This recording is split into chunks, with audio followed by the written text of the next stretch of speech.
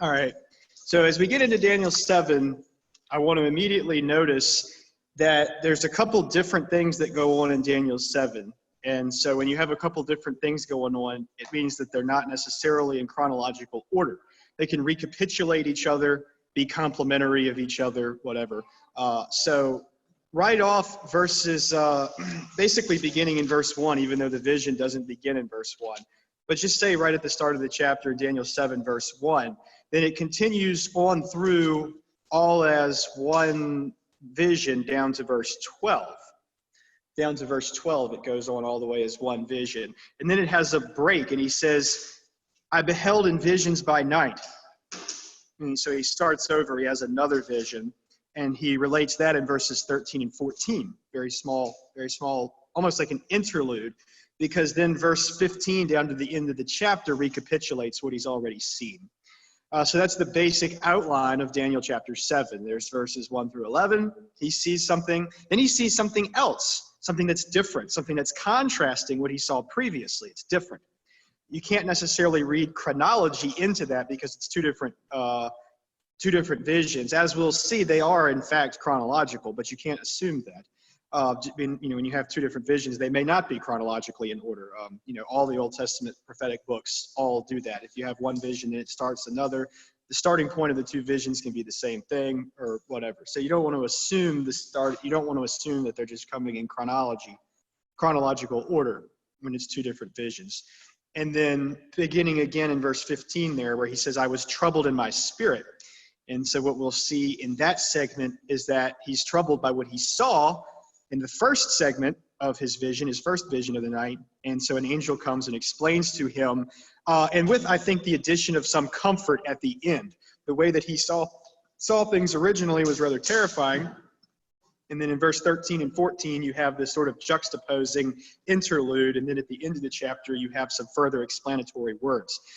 Tonight, I would like to work on chapters 7 and 8 because they cover the same ground, which will be made clear as we go through them. And they begin to allow me to defend some of the statements that I've been making thus far. So, for instance, two statements that I want to focus on defending that I've just been able to put out there ahead of time because we are going through the book by order of its chapters, is that when we identify these kingdoms, oftentimes these kingdoms are interchangeably identified with their chief dignitaries, right? The beasts which symbolize a kingdom may also symbolize its chief king. And we're going to see why I've been saying that. There's a lot of biblical evidence for that, but it's stated very plainly in Daniel's chapter 7 and 8. So I want you to see that I'm not crazy, that this is clearly from the text. And then also, I'm going to further defend my statement last week, which nobody currently believes, that the fourth kingdom is the Seleucid Syrian kingdom. And we'll defend that this evening as well. Just as a brief word, again, referring to the various commentaries that I've read on this, the commentaries who don't want to recognize the Seleucid kingdom as the fourth kingdom have to jump through some hoops. When it comes to the distinctions between chapters 7 and 8. They need chapters 7 and chapters 8 to talk about different things. And I'll explain why that is as it goes along. But I find that dissatisfying. And there's a sizable number of Hebrew scholars, antiquitous scholars, Bible scholars, who have all commented on Daniel finding the fourth kingdom to be the Syrian Empire. And I find their rendition of events to be much more seamless because they don't have to try to jump through hoops to fit in, oh, well, obviously the fourth kingdom is Rome. When they do that, I think it leads to faulty expositions of a couple of verses, and tonight we're going to really start making those clear. So hopefully by the end of the night tonight, you should have a pretty good overview of exactly what we're talking about. Okay, any questions before what I'm getting ready to do now is go back to chapter 7, verse 1, and start where we left off last week. Last week we had finished with chapter 2, and today I want to start with chapter 7, but that's an outline for tonight. Any questions on that outline before we start with the specific material? Corfield didn't agree with your summary either. Yeah, Corfield also wrong. He's also what? Wrong.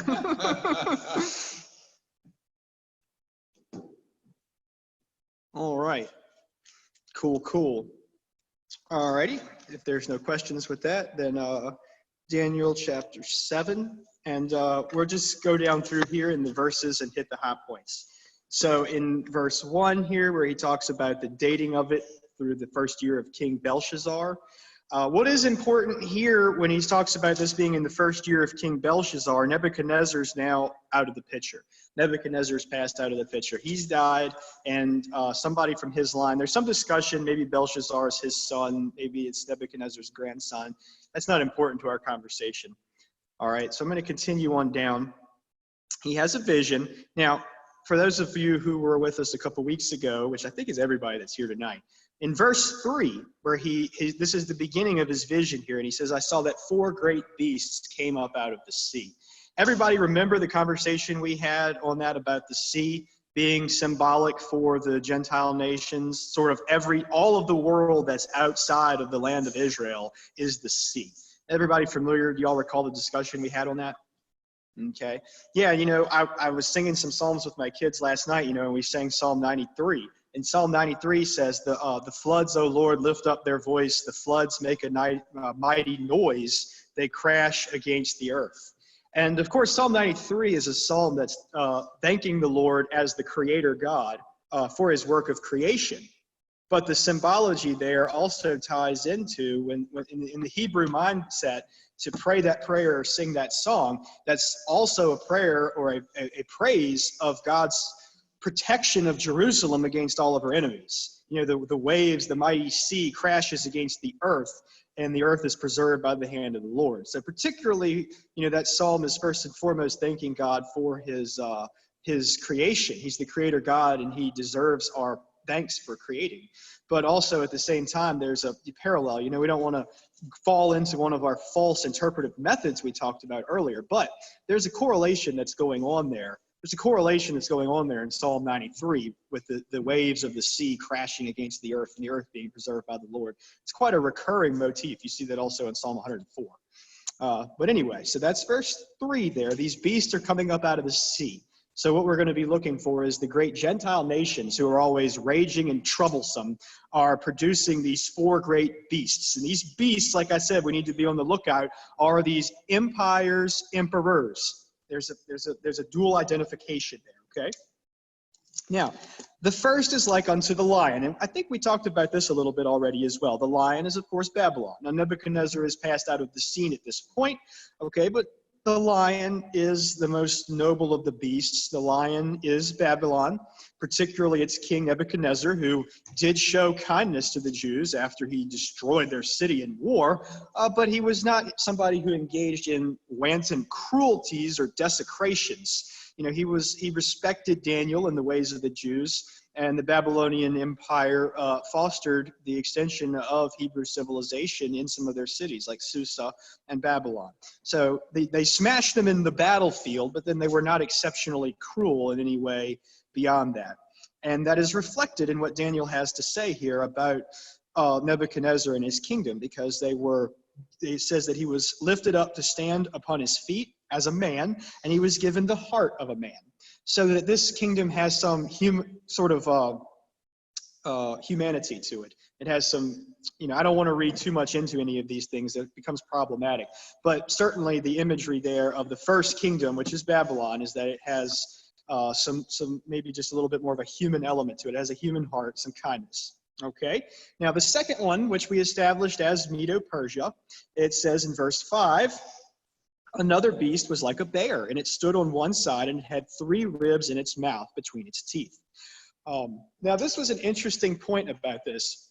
Again, you can't read very much into these as far as why one's a bear, why one's a lion, the defining characteristics about it.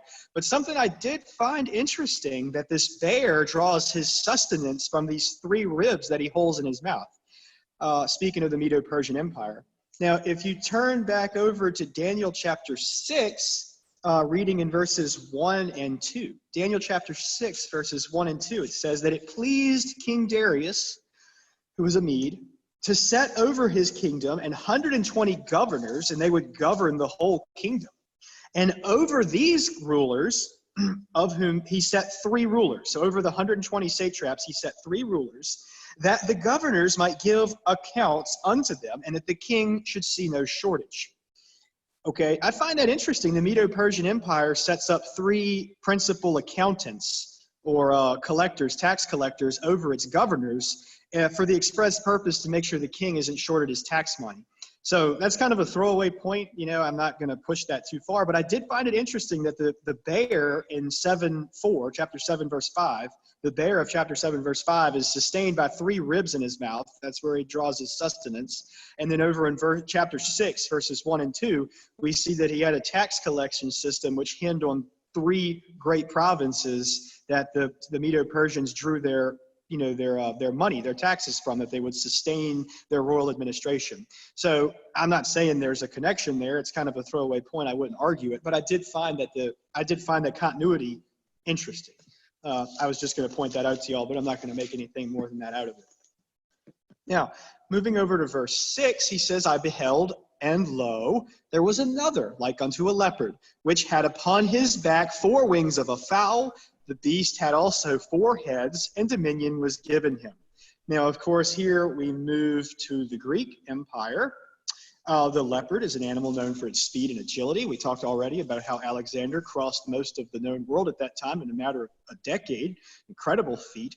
Also symbolized in its 4 wings. And then the 4 wings also are significant for the speed of the empire of the beast's flight, his travels. But also notice that he has 4 heads and 4 wings. So the number 4 shows up as being important there because we'll just do a quick quiz and see if who's ready. No cheating, no looking at the internet now. Those 4 heads, what were their names? The 4 generals that Alexander divided his empire up to. Anybody remember the 4 men? Yes, Seleucus and Ptolemy and Lysidamus and Cassander. Good. That said Lysimachus, but I can tell that you wrote it down. Awesome. Okay. Kurt gets an A. Very good. Okay, so for everybody who couldn't hear that, that is Ptolemy, Seleucus, Cassander, and Lysimachus. And sometimes in the history records, you might run into some confusion because Ptolemy's real name was Lagus.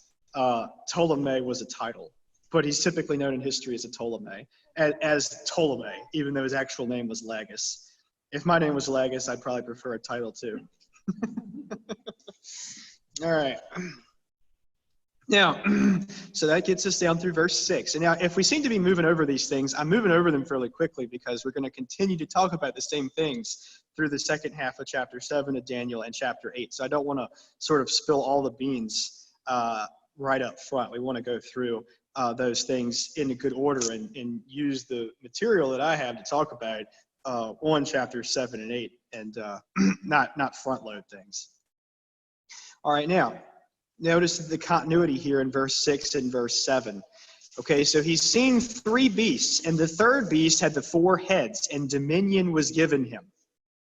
Now in verse 7, he says, After this I saw in the visions by night, and behold, the 4th beast was fearful and terrible and very strong. It had great iron teeth. It devoured, it brake in pieces, and stamped the residue under his feet. And it was unlike to all the beasts which had come before it.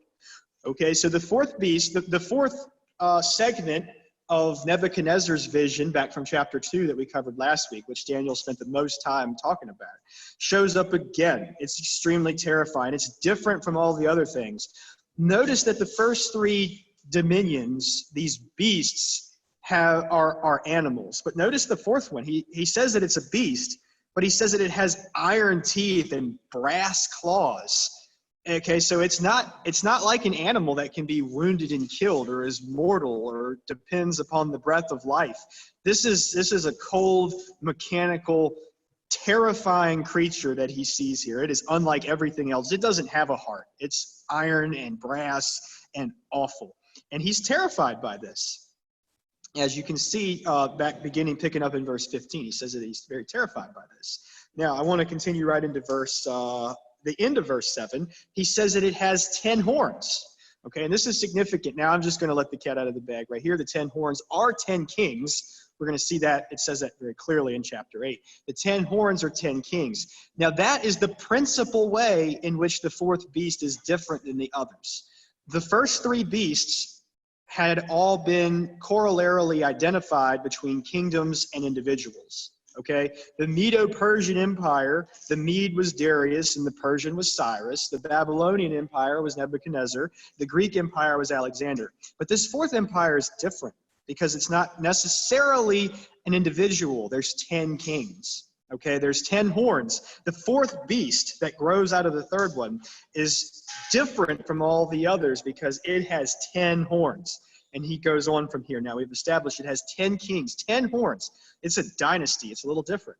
And he says, as I considered the horns, behold, there came up among them another little horn, before whom there were 3 of the first horns plucked away.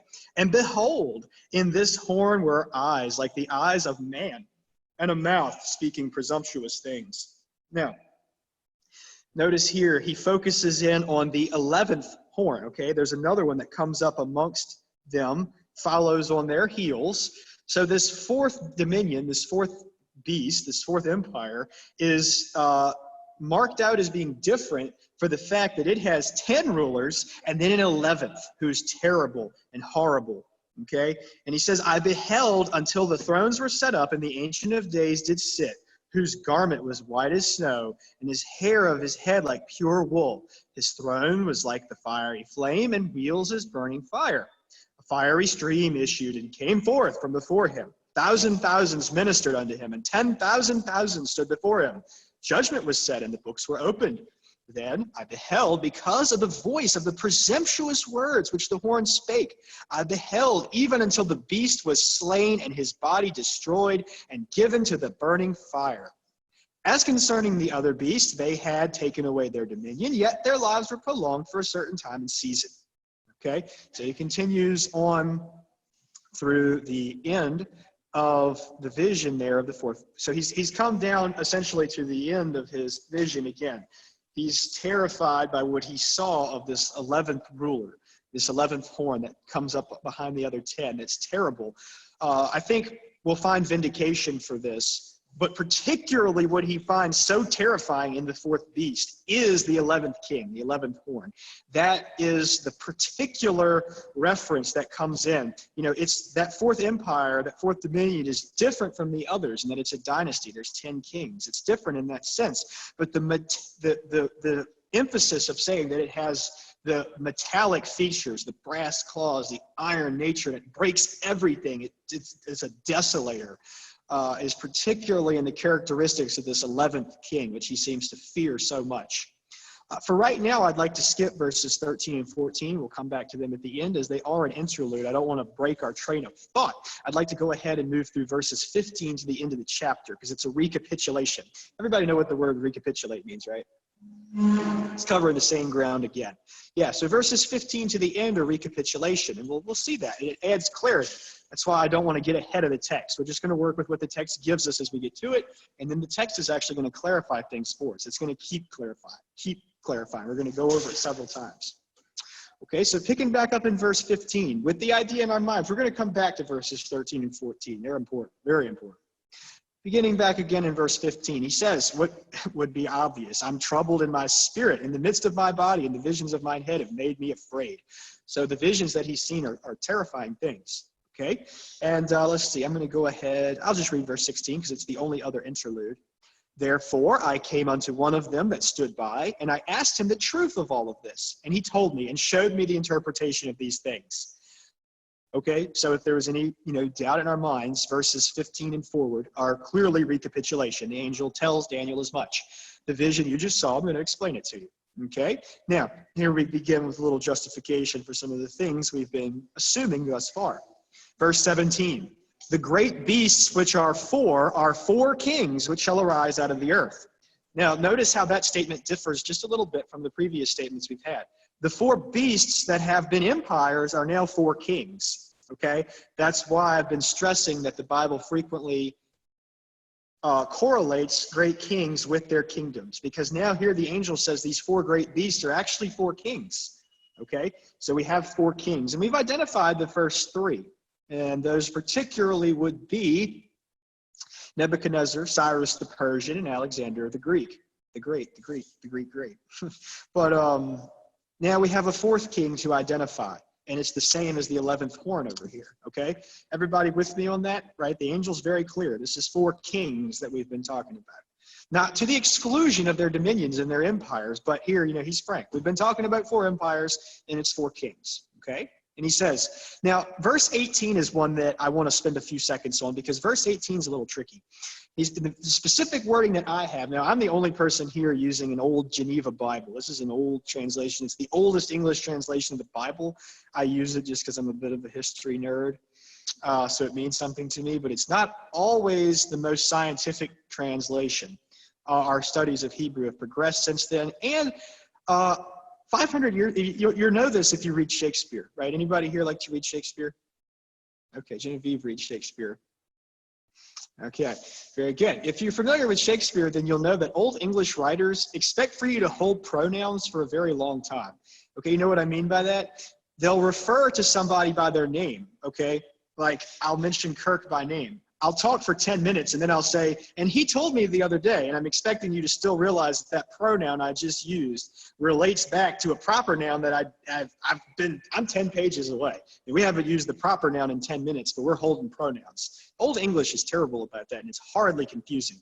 And most of y'all are probably using an NIV or an NASB, and your translation is going to be a little better here. But since mine is a little harsh, I wanted to just bring this out to make sure we're all on the same page. My version in the Geneva Bible, the oldest English translation there is, except for William Tyndale's, says in verse 18, "And they shall take the kingdom of the saints of the Most High and shall possess the kingdom forever, even forever and ever." Now, if you just read that in my translation right off the heels of verse 17, then it sounds like the 4 beast kings take possession of Christ's kingdom, of the kingdom of the saints. But that's not what it's saying. Does anybody here have an NIV or an NASB? All right. Genevieve, read your ESV loudly so they can hear you. Read verse 18 in the ESV. We're going to get an ESV reading of verse 18. "But the saints of the Most High shall receive the kingdom and possess the kingdom forever and ever." Everybody hear that? Could y'all hear that? Okay. And Marty says he's got the same thing. Y'all have the same thing? Yeah, that's pretty well the way that actually reads. There's an awkward pronoun in my old one. And that pronoun's probably reflective of the original Hebrew. The Old English they weren't original in their lax use of pronouns. The proper rendering of verse 18 is the same juxtaposition that we're going to come back to for verses 13 and 14 exists in verse 18. Right? Because this vision is supposed to be comforting to Daniel. Daniel's upset, and the angel says, I'm going to explain this to you. So you saw these 4 kings, but, okay, we all know what the word but means. It means like we're getting ready to change directions. However, despite of that fact, the saints shall receive the kingdom and hold it forever, forever, forever. It uses the word ever 4 times right there, okay, as stressing that. You know how Christ would stress things in the New Testament, and sometimes he would say, verily I say unto thee. Sometimes he'd say, verily, verily I say unto thee, and I think there's only one place in the New Testament where he says, verily, verily, verily, right? So this is doing the same thing. The saints shall rule the kingdom forever, even forever and ever. So the point the angel's making is, these 4 beast kings seem terrible, but the saints of the Most High will inherit their kingdom, and they'll rule forever, ever, ever, ever. Okay? We correct our children when they talk like that. In verse 19, we're continuing here. It says, "After this, I would know the truth of the 4th beast, which was so unlike to all the others, very fearful, whose teeth were of iron and his nails of brass, and he devoured and he brake in pieces, and he stamped the residue under his feet." Okay, so this is what we saw in verses 1 to 11. This is what Daniel's upset about. Continuing. "And I would know of the 10 horns that were in his head, and of the others, which came up, before whom 3 fell, and of the horn that had eyes, and of the mouth which spake presumptuous things, whose look was more stout than his fellows.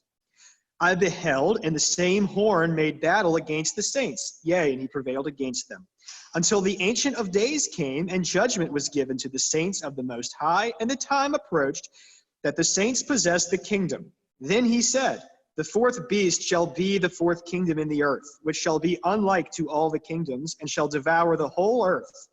Notice the whole earth. You need to keep that in mind here. We're talking about the contrast between the beast of the sea and the earth, the nation of Israel, okay? He's not talking about at the time the 6th dynasty in China, okay? You got to keep that in mind. We already looked at that. But he says, this beast king shall devour the whole earth and tread it down and break it in pieces.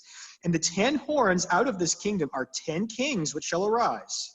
And another shall rise after them, and he shall be unlike to the first, and he shall subdue in his place 3 of the kings. And he shall speak words against the Most High. He shall consume the saints of the Most High, and think that he may change times and laws. And they shall be given into his hand until a time, times, and a dividing of time. But the judgment shall sit, and they shall take away his dominion to consume and destroy it unto the end. And the kingdom and dominion and the greatness of the kingdom under the whole heaven shall be given to the holy people of the Most High, whose kingdom is an everlasting kingdom. And all power shall serve him and obey him. Even this is the end of the matter. I, Daniel, had many cogitations which troubled me, and my countenance changed in me, but I kept the matter in mine heart. Okay, now, just another quick quiz. Back to verse 27, the last verse I read before the ending. In the second half of that verse, it says, the kingdom and the dominion and the greatness of the kingdom under the whole heaven shall be given to the holy people of the Most High, whose kingdom is an everlasting kingdom, and all power shall serve and obey him. Notice the distinction there. It begins by saying the kingdom shall be given unto the people of the Most High, and then it says that all people and powers shall obey him. Okay, anybody want to take a guess at who the Most High and who the him is here, if we're going to fill in that personal pronoun? Jesus. Exactly. So with that in mind, let's go back to verses 13 and 14. Now, we just read verses 1 through 11, and then we read verses 15 down through the end of the chapter. Was it clear to everybody how they were a recapitulation and they explained one another? Okay. So we don't want to get ahead of ourselves, okay? We're right where Daniel was at. That's what the interpretive method we're using. We're where Daniel was at. Daniel was upset about this stuff. But the angel has now opened the curtain to the point where Daniel, putting ourselves in his shoes. We don't know any more than he does. None of this has happened yet from our perspective. And from Daniel's perspective, which we're assuming is our own. And so he's been told, hey, the 4th dominion is not like the previous 3. It's not like the previous 3 because it's going to break and shred in pieces. It's a dynasty. There'll be 10 kings and even an 11th that comes and rips out 3 in front of it. And this 11th king in this 4th line is going to be more awful and more terrible than anything you've ever seen. He's going to speak blasphemous things against God. He's going to make war against the saints, and he's going to be given power over them for a time, times, and a half a time, which we'll take a look at. Who knows what that means? So is everybody pretty clear on the insofar, we're not trying to explain everything down to the minutia. We're right where Daniel was at. We familiar on what he was given? Any questions? Okay. All right. Well, let's go back to verses 13 and 14, because this is an important interlude. He says, I beheld in visions by night, and behold, one like the Son of Man came in the clouds of heaven, and approached unto the Ancient of Days, and they brought him before him. And he gave him dominion and honor and a kingdom, that all people, nations, and languages should serve him. His dominion is an everlasting dominion, which shall never be taken away, and his dominion shall never be destroyed. All right. Notice the language of the Son of Man there. Everybody caught that? There's only 2 places in the Old Testament where that language is used in that exact sense. Psalm 8, who is the Son of Man that thou hast taken notice of him? And here in verse 13 of Daniel, I saw one like unto the Son of Man. Now, of course, that's not the only place where the Son of Man language is used. Isaiah is endlessly referred to as the Son of Man. Now Isaiah, Son of Man, so on and so forth. But in this prophetic sense, looking forward, forecasting into the future, this passage is pretty unique, right? Christ speaking of himself as the Son of Man is a very, very frequent reference. Everybody's familiar with that. I have biblical proofs in front of me we can go through if anybody is not familiar with this. But is everybody familiar with the New Testament pattern of referring to Christ as the Son of Man? Is everybody familiar with that? Yeah, that's a pretty common phraseology and emphasis. That's not something that's lost on us, I don't think. All right, let me turn over to my notes here. I've been going extemporaneously thus far, but that's getting dangerous. I need my notes here for a minute. But the language of the Son of Man draws in a lot of important allusions. And a lot of those allusions that are brought into it in the New Testament come from this point right here. Okay, let's continue looking at verses 13 and 14. Notice it says that he comes in the clouds of heaven. Also, coming in the clouds is a pretty frequent reference. Are we familiar with the Bible? I'm probably going to make us look some passages up here because we're not as familiar with this as we think we are. But everybody is aware, right, of the language that's used in the Bible of the Son of Man coming with clouds, right? Or God himself coming with clouds. Is everybody familiar with the way the Bible speaks about that consistently? Yeah, Revelation 1:7. Right. Yeah, exactly. Mark 15, Matthew 24, Psalm 18. That language is up and down the Bible. It's really just not, it's not only an apocalyptic, it is apocalyptic language because technically apocalyptic means revelation of God. And God frequently reveals himself in all the Bible's apocalyptic literature. And when I use the word apocalyptic literature, I should clarify, about a third of the Psalms are apocalyptic, right? They reveal Christ, they reveal God in some sense. That makes them apocalyptic. We don't use the word apocalypse in the right way because we always unfairly just give it to Revelation, the book of Revelation, John's apocalypse. But the term apocalypse technically means it has to do with clarifying things regarding God's character and things about him. Okay, but he's frequently spoken of as coming on the clouds. And let's see, here we go. Yeah, so I have a few Bible verses that I would like to look up in reference to the coming with clouds. We're gonna sort of put all these things together here. We're gonna see how they are important. The first verse I'd like to turn over to is Mark chapter 14, verse 62. Mark 14 is a really long one. Mark 14, verse 62. We'll see Christ specifically. I think this is why I chose this verse, because it, I think, is really borrowing heavily from Daniel. He says to the high priest in verse 62 of Mark 14, "And Jesus said, I am he, and ye shall see the Son of Man sit at the right hand of the power of God and come in the clouds of heaven." Okay, now he's drawing pretty heavily from Daniel right there because he's taken multiple Old Testament themes, such as the Son of Man and the coming with clouds, and he's combining those both, which we see happens in Daniel 7, 13, and 14, and he's referring those to himself. Okay? Some other references, I'm not going to turn right to it right now. Psalm 18 is a good one here. You should read Psalm 18.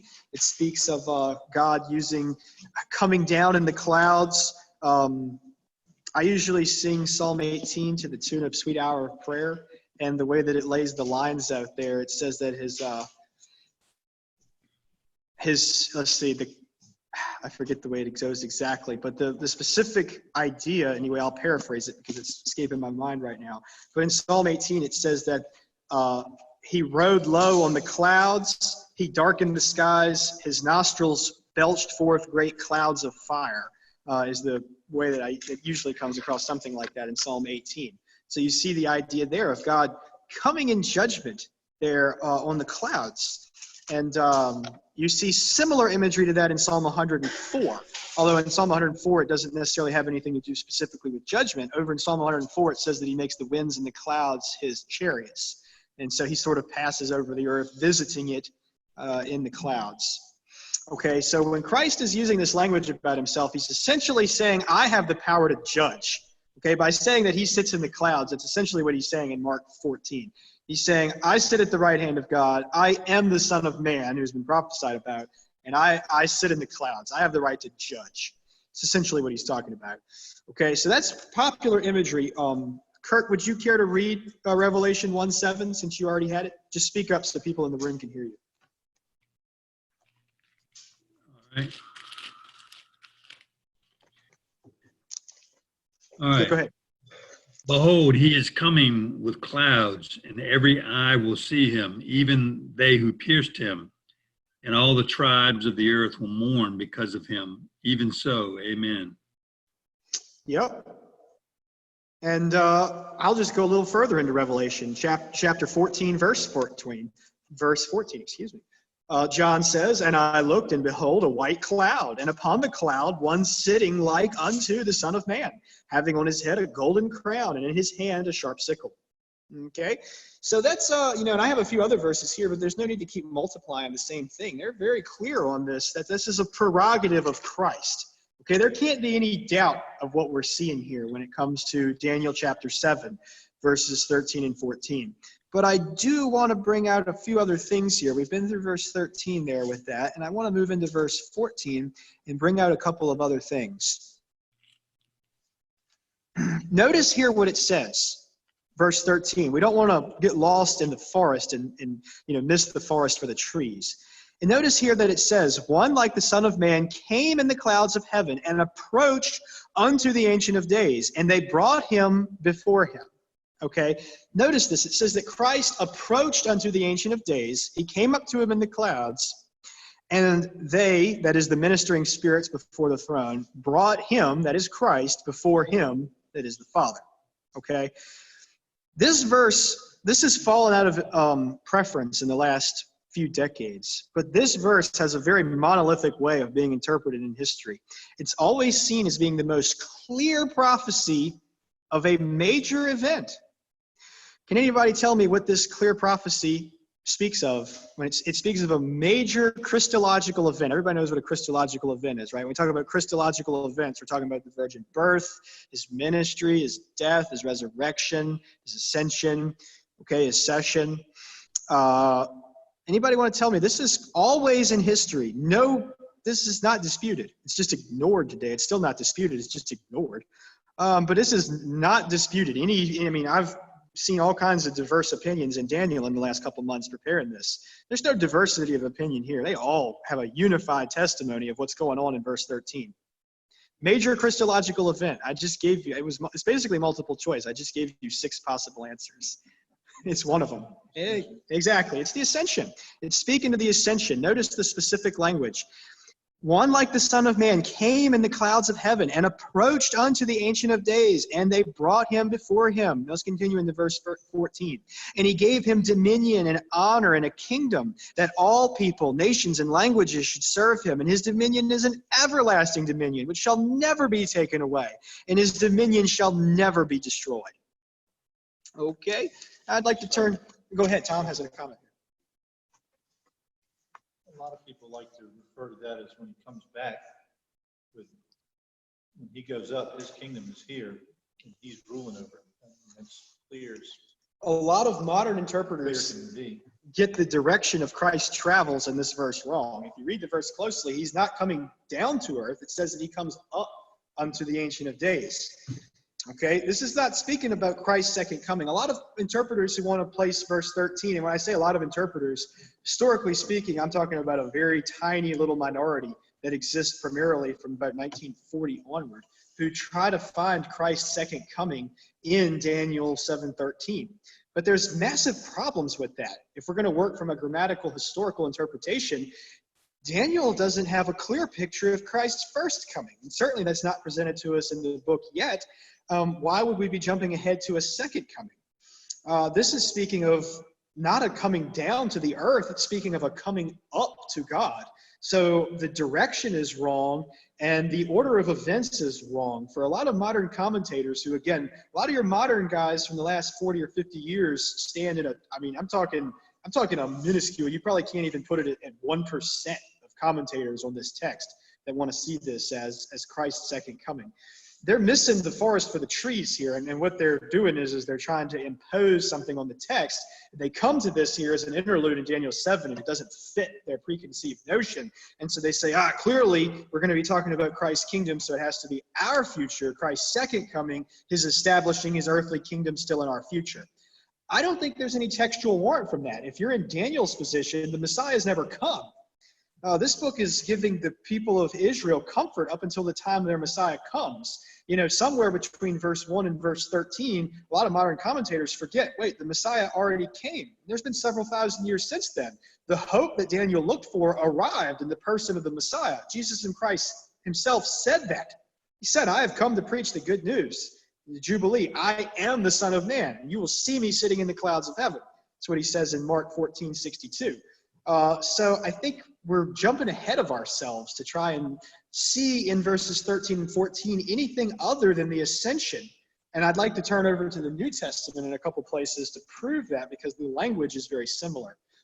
Christ doesn't have much confusion over the nature of his ascension and his session. Now, I've used that term twice now, and I don't want to be confusing. Christ's session. This is another major Christological event. It's equally important to all the others. It's rarely spoken of in those terms today. I'm using a term from historical theology, the old books. Anybody know what Christ's session is? It's equally important to his birth, life, death, resurrection, and ascension. His session is equally important. Does anybody know what the session is? All right, Tom over here is guessing, but he's saying the ministry. The session means something. Session is a Greek word. Session is a Greek word. You know, we say that the court is in session, right? For everybody who watches all the, afternoon trial soap operas, right? The court is in session. Okay, what's session mean? It transliterates out of the Greek into our English as something. I'm giving you all like 2 more seconds.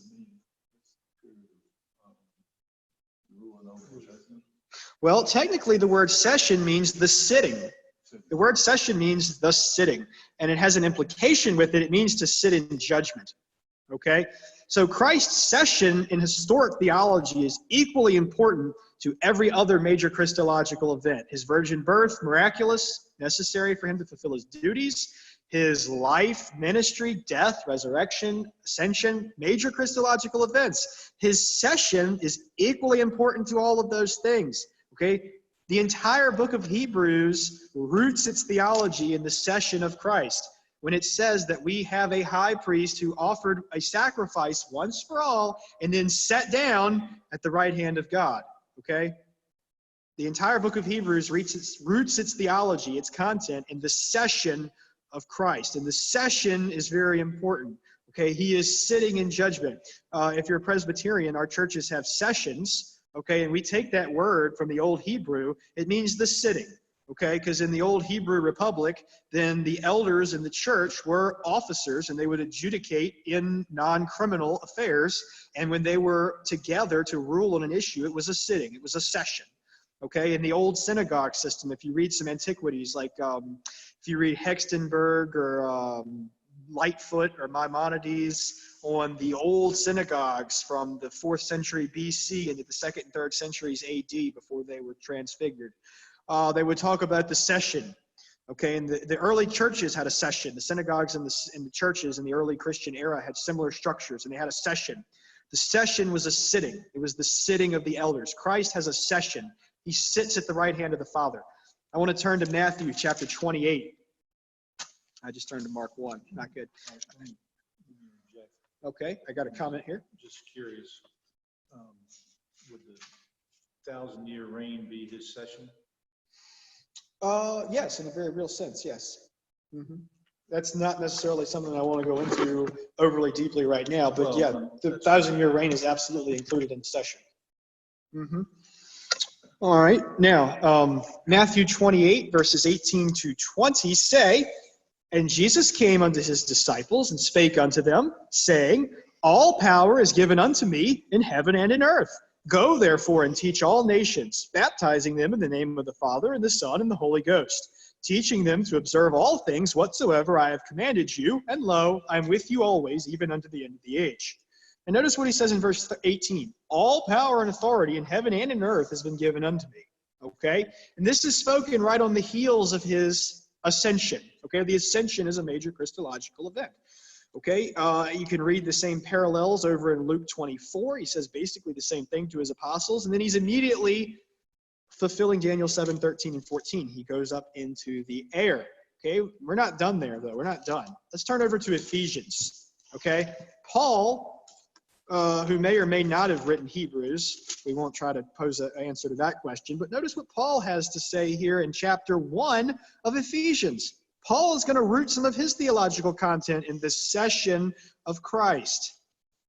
This is a lengthy reading because I have to begin in verse 16, but I'm going to read verse 16 down to the end of the chapter, verse 23. This is Ephesians 1. Paul says, I cease not to give thanks for you, making mention of you in my prayers, that the God, or the Father of our Lord Jesus Christ, that Father of glory, might give unto you the spirit of wisdom and revelation through the knowledge of him, that the eyes of your understanding may be lightened, that you may know what the hope is of his calling, and what the riches of his glorious inheritance is in the saints, and what is the exceeding greatness of his power toward us which believe, according to the working of his mighty power, which he wrought in Christ when he raised him from the dead and set him in his right hand in the heavenly places. I'm going to pause for a second in verse 20. Notice that it says resurrection, ascension, session. Okay? Paul's rooting a lot of his theological content here. Christ had the power to be raised from the dead. He raised this. We could get off on a whole Bible study on this. Christ raised himself from the dead. God the Father raised him from the dead. Okay, it was a dual act. Both acted. Christ was raised from the dead. Resurrection, major Christological event. Ascension, major Christological event. The display of the power to break the curse of death. The whole world can't miss this. And then the session, the end of verse 20. He sat down at the right hand in the heavenly places. Now continuing, verse 21. He is far above all principality, power, and might, and dominion, and is above every name that is named, not only in this world, but in that which is to come. And hath made all things subject under his feet, and hath given him over all things to be the head of the church, which is his body, even the fullness of him that filleth all things. Okay? Now, Paul's rooting some of his theological content here in the session of Christ. Okay? This would refer back to John chapter 15 with the promise of the coming of the Holy Spirit. Christ says, it's better for you that I go away, that the Holy Spirit might come. Paul's picking up on that, okay? He says, I pray that Christ in his session at the right hand of the Father will impart unto you the Holy Spirit so that you might grow in knowledge and in wisdom, okay? But is Paul's presentation of Christ's session at the right hand of the Father in the heavenly places, for him, is it a future thing or a past thing from Paul's perspective?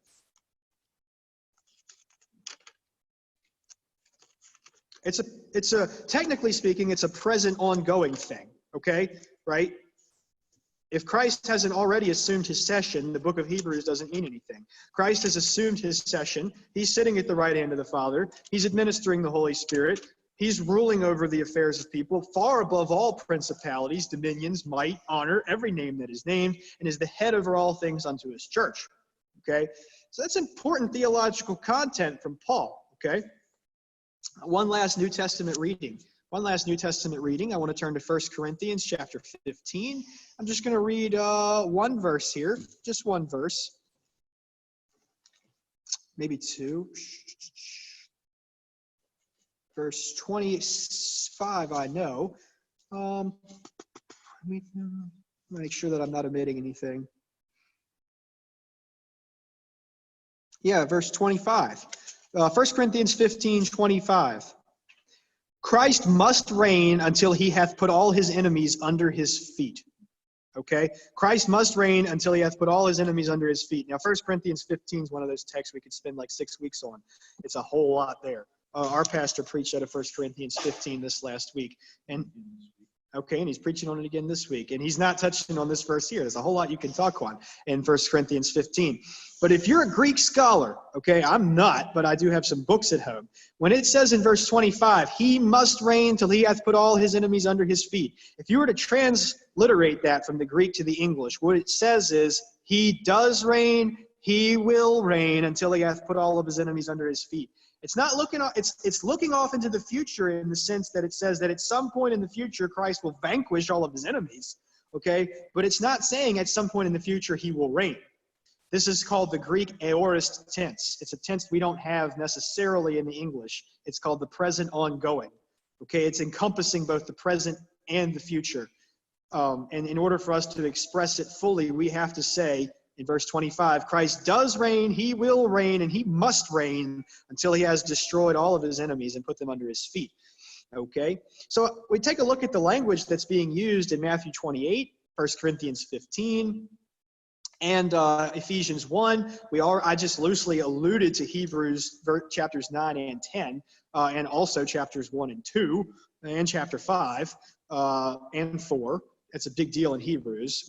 We could multiply text, but it's not necessary, okay? Because in Daniel chapter 7, when it speaks of Christ ascending unto his session, then this is as an interlude in juxtaposition of these other kings. These other kings have had their day, and now our king takes his session. But notice this. We already looked at in chapter 2. We noticed there were some differences of the stone that was cut without hands. Notice that the other kings were on the earth. But where does Christ reign from? He reigns from heaven. He reigns from the right hand of God. He doesn't sit on a throne that's made out of dainty metals crafted by the hands of men. He sits on a throne that's fashioned by God, at the right hand of God, ruling with the power of God. He's more powerful. These 4 earthly kings could be 400 kings, and they could all have their empires in unison at one time, and they would not be able to challenge the one king who has an eternal session in the throne room of God. Okay? Like, you can underline that point with some big exclamation dots. That's what Paul does throughout the New Testament. 1 Corinthians 15, Ephesians 1, whoever wrote the book of Hebrews in nearly every chapter. Christ's session is a big deal. It's a big, big deal. And that's what we have a prophecy of here in Daniel chapter 7, verses 13 and 14. It is juxtaposing Christ in the nature of his kingdom versus all of these others. We already saw that. His kingdom's cut without hands. It's a spiritual dominion. It's infinitely more powerful, okay? These human empires have nothing against him, okay? Because he sits at the right hand of God. I don't want to keep straying back to the comments from Hebrews, but commenting on Hebrews, G.I. Williamson, who's a great old guy, great preacher. He's still somehow alive, even though I think he's like 102. He has over 100 living progeny on the earth. He's a pretty incredible person. I'm a big respecter of G.I. Williamson. But G.I. Williamson brings out some really good things in Hebrews when he talks about the session of Christ. The session of Christ is Christ's physical flesh and blood body sitting in the throne room of God, which, if we stop and think about it for a moment, is incredible thought. Okay, it's not on the dark side of the moon like Pink Floyd would have it. It's not necessarily in another solar system. We don't know. We don't know where God's throne room is. I mean, is it another dimension? We have no idea. We don't know what we're talking about. But wherever it is, a physical flesh and blood person, just like us, in his glorified state, Christ, sits at the right hand of God, interceding for us, like it talks about in Hebrews, ruling over the affairs of men, like Daniel looked forward to in Daniel 7, like Christ specifically tells us he will in Matthew 28. And we have that promise, okay, that in the throne room of God, there sits the flesh and blood of a man. Wherever the throne room is, it's not just a mystical, figurative, spiritual thing. There is a flesh and blood man on our behalf in the throne room of God right now. And he's been there for 2,000 years now, and it is his session in power. It's a very important doctrinal point, and it's what Daniel 7, 13, and 14 speaks of. All right, so does everybody get the power of the interlude of verses 13 and 14 and why it has to speak of Christ's ascension to his session and not his second coming? Does everybody understand that? Any questions following from that? Because if you've read a few, some modern Bible guys, who have written, I think have run roughshod over this verse. I don't think they deal with it very thoroughly.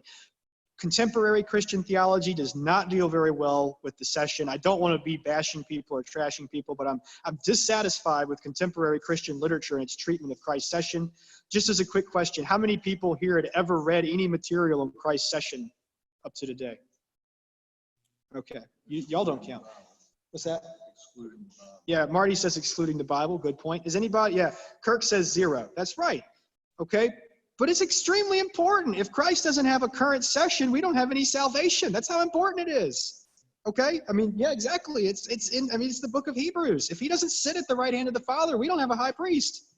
Okay, the session of Christ is not something you can overlook, and Daniel does not overlook it.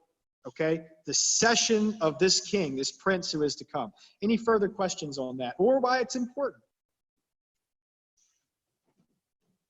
Okay, we good? That point was underscored, right?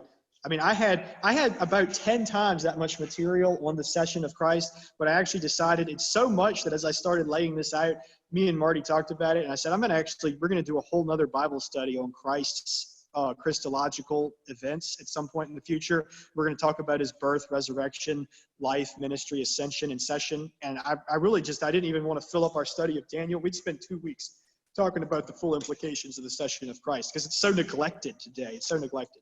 Okay. So do we feel like we have a pretty good hold on chapter 7? We'll go ahead and move to chapter 8, unless we want to hang out in chapter 7. So do we know what modern Jews do with that verse? Yeah, they deny it like they do most of the New Testament. But this is the Old Testament. Yeah, well, they look at that and they say that it is going to have to do with their Messiah who has not come. Because they're looking for their Messiah to come. So they apply the Christological passages to somebody in the future. Now, with regard to the Jews, this is rabbit trail. With regard to the Jews, I believe that there's it's a system, a political system, rather than a person. How does it do with being a son of man? Well, no, they look for a specific Messiah. I mean, their Messiah will be the head of a political system, but they look for the restoration of the throne of David. There's something about modern rabbis in Jerusalem that have met the Messiah. So, Well, they constantly claim that. That's not a new thing. People don't know their history quite well enough today. There's an early church historian whose name, I had a question here if anybody didn't hear that. Did everybody hear the question? I'll just repeat it. The question was, what do modern rabbis, Jewish rabbis, do with Christological passages in the Old Testament? And there are currently circulating reports, if you read like WorldNet Daily or something like that, they'll probably give you some updates. Modern rabbis claim to have met their Messiah. He's like the 150th grandson of David, whatever, and he's going to be their Messiah, so on and so forth. The rabbinic religion has claimed this constantly in history. It is not a new thing at all. Like if they did and presented somebody, it'd be like the 100th time they've done it. There is an early church historian by the name of Socrates, not to be confused with the Socrates. Socrates, the church historian, wrote in the 5th century. Okay, and he wrote in the 4th century, in the 300s, some Jewish zealots led a return to Palestine. They attempted to rebuild the temple, and they presented somebody they claimed was their Messiah, and an earthquake destroyed all their efforts, and according to this historian, this Christian historian anyway, swallowed about half of them into the ground. They attempted to do similar things under some of the caliphates in the medieval era, unbeknownst to many people, particularly when Cordoba was the head of the caliphate in the 14th century. It was very friendly towards the Jews and allowed them to attempt similar things, and it's always gone in a similar way. So this is not something new when they make claims like that. Historical studies can bear it. I'm exaggerating a little bit when I say it'd be the 100th time, but it's not new. It's not original. It's not earth-shaking, never before seen. It's something that comes along pretty quickly. Because they have a religion that tells them to be looking for the coming of their Messiah, and they live with that messianic expectation, and they're constantly frustrated in that because they're looking in the wrong place. So it's kind of like Eve back in Genesis 4, where when she has a son, she says, I've received a deliverer from the Lord. Every time she has a son, is this the promised Messiah? Is this the Messiah? Is this the one that will come? That kind of misbegotten expectation you constantly have in the very tragic history of the Jewish people after, that fateful day where they said, no, crucify him and may his blood be upon the heads of ourselves and our children. And that kind of set them off into a 2,000-year history of the religious crazies. I actually have 5 lengthy papers that I've authored on this topic. There's not much that gets my goat more than people speaking of the Judeo-Christian religion. That is a completely asinine expression. It doesn't mean anything. I could go on a tangent on that, but you have to be able to. The Steinsaltz Talmud is the only Talmud that's published with its specific references to Christ. The Talmud hates 2 people more than anybody else. It hates Titus, who destroyed Jerusalem in 70 AD, and it hates Christ. And it says that both Titus and Christ eternally boil in vats of their own feces in hell. And I'm not able to use an expression that would supposedly link religious affinity between my religion and another religion that says my king and savior is boiling in a vat of feces. So the term Judeo-Christian is a no-no for me. And like I said, I have several lengthy papers that I've authored on the topic. if anybody's interested in that. But Talmud studies at least was in the past. It's been 7 or 8 years since I put it down. But in the past, the Talmud was a topic of some study for me. The Steinsaltz Talmud, if you want to, I never bought a Steinsaltz Talmud. I bought some commentaries on it, but it's disgusting stuff. There's a lot of wisdom in it. The rabbis are shrewd dudes. I mean, you could go read Rabbi Moses Maimonides or something like that. There's some shrewd guys. There's some smart stuff to be learned there. But on the whole, the only word I can put up for that religion is disgusting. No personal reflection on anybody who holds it. I don't want that misconception. But the religious concept to me is probably more atrocious than Islam, at least equally. At least equally. So what they did is not totally dissimilar from what people do today. Throughout the last 100 years, I've heard, oh, this is the Antichrist. Christians are looking for the Antichrist and trying to name him. Yeah, we had a good comment from Donna over here. She says, what they try to do with their Messiah is what Christians often attempt to do with their Antichrist. Remember, I was joking about this today. Remember when Barack Obama was the Antichrist? I mean, Barack Obama was a terrible president, but not every terrible president's the Antichrist. In fact, none of them have been up to this point. So your track record of being right about that is not good. So, like if a Democrat wins the next election, don't make Facebook posts saying that he's probably the Antichrist, because you'll have to go back and delete those in the future. Paging Hal Lindsey. But yeah, that's very similar. And I would actually argue that the reason that Christians do that is often comparable to the reason that the Jews do that, and that we don't necessarily take seriously all the things that the Bible has to say about the Antichrist, and we sort of make these shoot from the hip, this has got to be it, and then we make ourselves look like fools to a certain extent because we're willing to say things that aren't really rooted in knowledge. For instance, in John chapter 2, verse 23, which is where the term Antichrist comes in, he says that the Antichrist is a spirit which denies that Christ has come in the flesh, and it's already amongst us. And usually, there's oftentimes a deep association with the person of the Antichrist in what we're reading in Daniel 7 and 8, 2 Thessalonians, 1 John chapter 2, and text from Revelation. And it's just sort of unwittingly assumed that they're all talking about the same individual person. And I would argue, I'm not going to make a firm disagreement, but I would just say to be careful to the texts. If you just read the one text that actually uses the term Antichrist, it's clearly not even speaking of an individual. It says that Antichrist is a spirit that already exists amongst us. I'm not discarding that there's an individual man of sin, as spoken of in 2 Thessalonians, the beast of Revelation, that's different from Daniel, all these different things. But we oftentimes just sloppily throw all these things together because we're not actually reading the Bible for what it says. We're hunting for what we want to see. And then we say, this Daniel 7, this has to be the Antichrist. But if we really look at this, I don't think it holds water sometimes. Like I say, I'm not trying to say there is no Antichrist or any of that. I'm saying we oftentimes piecemeal text together where we actually should be reading to see what the Bible has to say to us, and not just trying to tear through the pages to find everything we can about the Antichrist. That's not proper hermeneutics. And it's fairly novel. I would say that it's fairly novel. But yeah, that's an excellent correlation there that Donna, who's sitting across from me, y'all probably couldn't hear what she said, but that's an excellent correlation. A lot of Jewish rabbis attempt to look for their Messiah in the same way we want to look for our Antichrist. Sort of just shoot from the hip, this has got to be our guy kind of applications. And they make a lot of Facebook posts they have to take down. Unfortunately, their Talmud is codified. Those are Facebook posts you can't delete. So, their failed messianic expectations going all the way back to the days of Gamaliel, who was Paul's teacher, right? Paul's teacher was Gamaliel in the book of Acts. Paul said at the feet of Gamaliel, Gamaliel wrote some of the stuff that's in the Talmud. And, these guys went insane. In fact, Josephus makes this statement. With Josephus, in describing the destruction of Jerusalem, does not bewail the ruin of his people. He actually says the Romans were justified in everything he did. He says after they killed Christ, they went insane, and there's never been a more wicked generation of people on the earth. He said when the Romans destroyed Jerusalem, they didn't do anything the Jewish zealots hadn't already done with their own hands. They defiled their own temple, they destroyed their own religion, and were polluting their own name as a people upon the face of the earth. They deserved worse than they got. That was what Josephus said about Titus and Vespasian's destruction of Jerusalem. Josephus may have been biased, he did side with the Romans, but he was not alone in that sort of a judgment. So these people that began writing the Talmud soon after Christ's death, their own countrymen described them as insane, lunatics, crazy, mean, Paul in 1 Thessalonians 2 says they're the enemies of all men.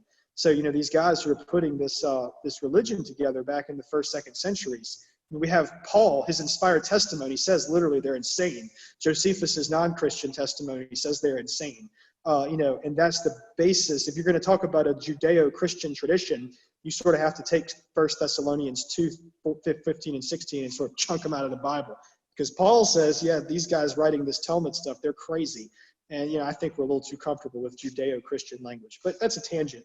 Anyway, Marty's got a question? What is the Kabbalah definition, and does that have anything to do with anything we talked about? It technically does not, because the Kabbalah is not in the Talmud. Okay, the Talmud is combined. The Talmud is two Jewish texts, and those are the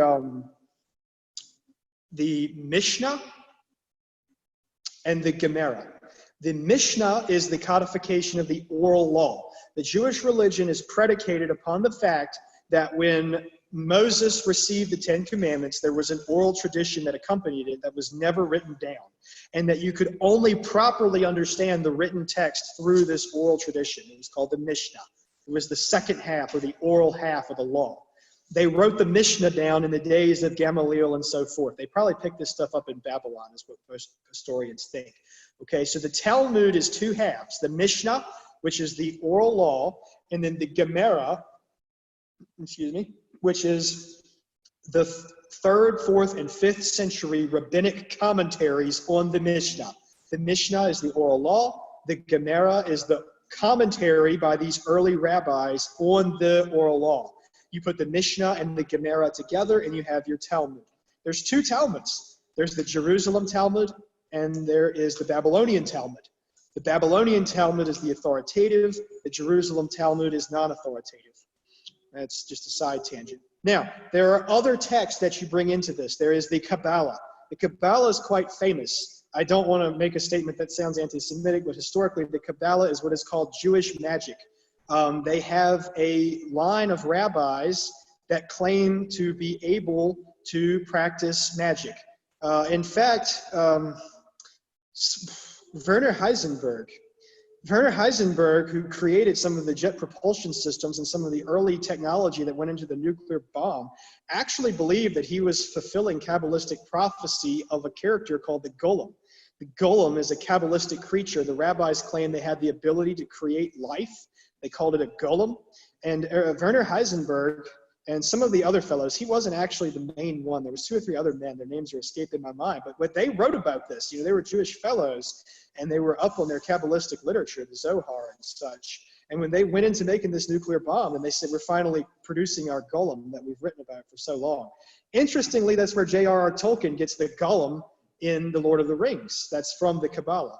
The golem, which is the sort of he's like a not quite a created being. He's a technically what you would call a freak in the literal sense of the term, and that is the golem. All right, so that's a bit of a tangent as well. But anyway, the Kabbalah is literally known as Jewish magic. They have an entire system of spells that they'll cast, of amulets that they'll make.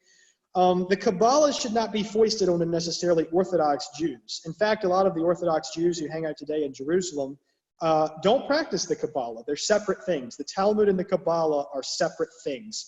Your biggest branch of Kabbalistic rabbis today are located in New York City, actually. And they carry on some interesting practices. It's, again, very pagan stuff. The Talmud in and of itself is pagan enough. The Kabbalah is even worse. The Kabbalah went over into Roman Catholicism in the 15th century in the persons of people like Johann Eck and Johannes Reuchlin. Johannes Reuchlin and Johann Eck were Roman Catholic humanists in the late 15th and early 16th centuries. They were big students of the Kabbalah. They brought it down from cities like Krakow and Prague in modern-day Czechoslovakia and Poland, introduced it into Roman Catholicism, and it had something to do with the formation of the Jesuit orders. They held on to some of those things. But it's very freaky stuff. I mean, they claim to be able to cast spells, have magic amulets. They have all these it's very, very, very, very freaky stuff. The biggest Kabbalistic text is called the Zohar. And that's, again, none of that is in the Talmud. None of that is in the Talmud. It's different. So there technically becomes three things that you have. You have the Mishnah, the Gemara, and then you have the Zohar, or the Kabbalah, the Kabbalistic tradition. And so anyway, question. I've heard of Jared Kushner, you know his name, Son-in-law. son-in-law, he's a Kabbalist. Yeah, a lot of things like that go around on the internet. You know, I'd probably want to ask Jared Kushner before I attributed that to him. I don't know. I mean, like, So that's what I've heard. yes, Tom says that he's heard that Trump's son-in-law practices Kabbalah. I don't know. You know, if we ever meet Jared, you can ask him and see what kind of answer he gives you. But he'd probably say no. But I tell you what did creep out of the Kabbalah. I'll tell you what did creep out of the Kabbalah. There's a speech. There's a speech that George Bush gave on the eve of the Iraq War. Okay, none of y'all are familiar with this. I'm getting into arcanum here. He gave this speech before our houses of Congress in defense of going into Iraq in 2003. And he made this statement. He said, I know that this looks tumultuous, but out of this whirlwind will come order. And when he made that expression, out of this whirlwind will come order, he was making a quotation. He may have not known it. It could have been something he picked up from the Skull and Bones. But either way, it traces its way back. It is a quotation from the second book of Enoch. The second book of Enoch is a popular Kabbalistic text, and it speaks of the whirlwind which produces order. And it's a whole list of magical incantations and ethereal spirits. It's very Kabbalistic Jewish magic kind of stuff. But when he made that statement, like I say, whether he knew that or not, I would doubt he did. He probably picked that up from the Skull and Bones, another fraternity that does base some of its material out of the Kabbalah. But anyway, that's a Kabbalistic statement. I think it's the second book of Enoch, maybe the third. But when that statement, the whirlwind will produce order. It's not a biblical statement. That's a Kabbalistic statement. So anyway, there's somewhere that the Kabbalah has crept into a little bit of modern American vernacular for anybody who's familiar with 2003 era speeches from George Bush. You said earlier that. Question over here. I think you said 4th century, this is the transfiguration of the synagogues. What did you mean by that? Yes, okay, I made a comment earlier about how the synagogues began to change. And yes, the synagogues did change. The synagogues were the local churches in the Hebrew Republic. They looked very much like local churches today. They didn't have the big temple. You know, not every Jew in the Old Testament went to worship God at the temple. They had synagogues where they would worship on the Sabbath. And those synagogues had 3 offices. They had the office of an angel, which in the Greek means messenger, which is why the letter of Revelation is addressed to the angels of the churches. It's not talking about ethereal spirits. It's talking about the ministers, because their title in the 1st century, coming from the Jewish tradition, was the angel of the church. They had the office of angel. They had the officer of presbyter. Okay, the word presbyter occurs frequently in the New Testament. That's the ruler, or what we in Presbyterian circles call a ruling elder. And they had the diaconate, or the deacon, or the minister. We use all of our terms wrongly today, very confusing. The minister did not preach. The minister was a deacon. The presbyter was the ruling elder, and the angel or the messenger was the pastor or the preacher, or the one who preached the word. Okay, and the synagogues in the early churches both used that structure side by side up until the 4th, 5th century. A little earlier than that, the Jewish synagogues began to change in the 2nd and 3rd century as they switched away from that multi-office model. And the rabbis, these were the changes that were introduced by the Talmud being codified, the Mishnah and the Gemara coming into existence. The Jewish synagogues began to pull away. We see that early on. I mean, Paul, eventually at one point comes out of the synagogue and says, he stamps his feet and says, I'm not going back. These changes started even then. But the Jewish synagogues throughout a lot of the Mediterranean basin looked like Christian churches in their office structure, okay? And when I say that, you need to be wary of this. Modern Protestants are off their guard here. Roman Catholics will tell you that the early church had a prelatic form of church government with its bishops. Well, the word bishop in the New Testament is the same word as presbyter. Presbyter and bishop are interchangeable words. In fact, if you're familiar with your early church history, a lot of the people that Roman Catholics will cite as big authorities for themselves, several big ones are Cyprian and Jerome. Cyprian and Jerome refer to themselves as presbyters. And just like in a presbytery, they were on par with other elders. It was not a prelatic system. There was no hierarchy of bishops. There was no pope, and there was no archbishops. Some of them did have funny names. Sometimes they would call the moderators of the session the archbishop, but it's confusing. They don't do the historical research. They throw terms around and hope you don't research it. But these men, Cyprian and Jerome, who Roman Catholics will claim as big authorities for themselves, these men referred to themselves as presbyters. So that's an important type of topic to get into, a whole other subject. But the early church had 3 offices. It had the ruling elder, the teaching elder, and the deacon. And the synagogue for a long time had the same office. But from the 3rd through the 5th centuries, the synagogues completely changed over to move over to like they have today with their rabbis and some other differences. So does that answer your question, Caleb? That's a good question, though. We need to be sharp on this as Protestants. We've fallen away from this. Most Protestant churches don't have a very good Protestant form of church government, and they're not very sharp in arguing against Roman Catholics. We should never cede the ground to the Roman Catholics that the pre-5th century church had a prelatic order. It did not. And that's a case that we can very easily win against them, to argue that their form of church government is very novel, very new, very original compared to ours, which is very old and very historic. It is 8 o'clock. We won't get to chapter 8 tonight. Any other questions? Tangents are good. The more tangents we have, the longer we can, longer we can go on this. I don't have to write as much material. I only wish more of us were here in person, so that way I wouldn't have to moderate the discussion between everybody online and everybody in person. Kirk, when are you coming home? Are you just sitting at home right now, or are you still out in the Midwest? We're leaving next Tuesday. So you'll be back with us probably in 2 weeks. Yeah, I'll be back next Wednesday. Oh, okay, cool. So you're going to like overnight it and just skip sleep to come to Bible study. Well, we drive 12 hours like from that morning to that night. So it's the You'll next. have a night's sleep.